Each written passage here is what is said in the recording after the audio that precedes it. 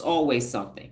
So if you want to identify who the losers are in your life, just look at your contacts, look at them, and it's always something. They're always going to have something taking place, no matter what it is. It's never going to be calm.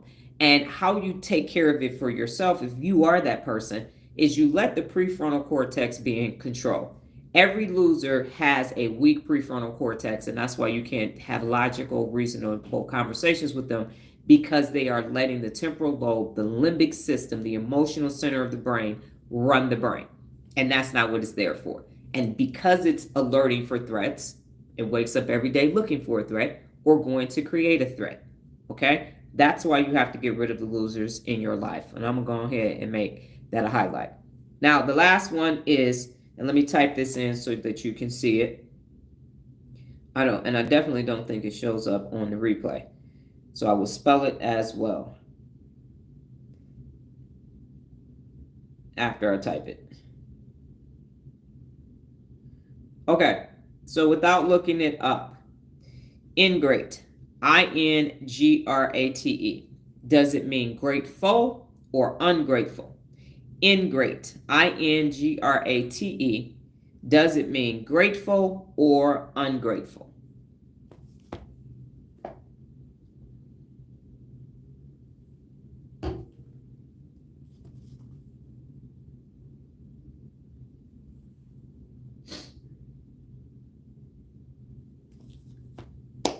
Grateful or ungrateful? Ingrate. Ungrateful. That's correct, without looking it up. That is correct. So give yourself a round of applause. You have finished 10 cognitive fitness activities for the day. You have given your brain a total workout. I'm going to give you the brain bit. You're going to answer your 2 famous questions for the day. What did you learn today? What did you learn about yourself? And we're going to go ahead. I'll close and summarize, and then we'll go on about our merry little way. Okay, so the brain bit for today is actual cognitive fitness. And here's what I was given, or ChatGPT and I had a conversation, and here's what took place. Cognitive fitness is your brain's ability to think clearly, learn clearly, remember accurately, and adapt flexibly like physical fitness, but for your mind, as I mentioned earlier. And the key brain regions involved are the prefrontal cortex, so focusing on focus, decision making, and your working memory.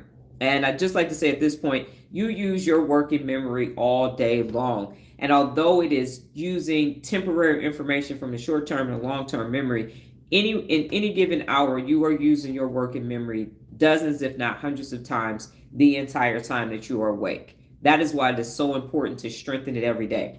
By the age of 35, your working memory starts to deteriorate, and by 65, you're in an old folks' home and they're trying to tell you to do some Sudoku to get it back up again. But your objective is to always be learning, ABLing. And when you are always getting new information into your brain, that allows your working memory to keep working and working out day in and day out.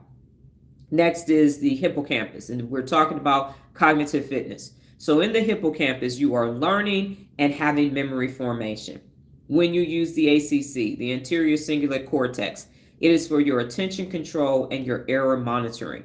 The basal ganglia, the homie, is for mental endurance and habit formation. When you find yourself not being able to take on, you get cognitive overload from reading 10 pages in a book. Every time you turn around, you're just like, ooh, I'm tired. Man, I was exhausted. I can't believe that. That is because you do not have mental endurance and you don't have the habit of actually learning. So you got weak brain muscle. So if you think about you haven't worked out ever in your life, or you just started at the gym, you're not going to be able to pick up a 50-pound dumbbell. It's not going to happen. And that's what's happening with your brain. You're not going to be able to read a 600-page book. You might not be able to read Who Moved My Cheese because you don't have the mental endurance, because you haven't been using your brain. And that's why people choose to troll. That's why people keep using that amygdala, because that's comfortable. It's easy to talk shit about people. It's easy to be a sideline person, a spectator, and a hate-tator, because that doesn't require actual thought. You are being emotional and you are reacting to what's taking place now.